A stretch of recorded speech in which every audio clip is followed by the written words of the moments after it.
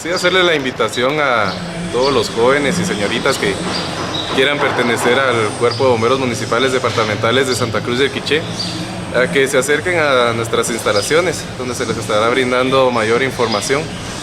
Durante la duración del curso, pues se les va a enseñar a los aspirantes a bomberos sobre el combate de incendios, cabullería, atención prehospitalaria, estricación vehicular, entre otros cursos más. Esto pues es algo que a las personas que deseen participar pues no solo les va a servir dentro del trabajo bomberil, sino que también pues les va a servir para toda la vida. ¿Cuáles son los requisitos para poder entrar a esta estación? Sí, se están pidiendo 3 cartas de recomendación, fotocopia de EPI. En caso de ser menor de edad, de tener 17 años, una fe de edad original, traer tipo de sangre, una tarjeta de pulmones, un certificado médico, así como antecedentes penales y policíacos.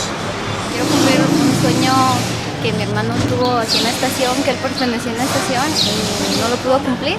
Entonces yo me inspiré a cumplir el sueño de él y igual también quiero servirle al pueblo y poder brindarles ayuda a todos nuestros vecinos. Pues les animo a que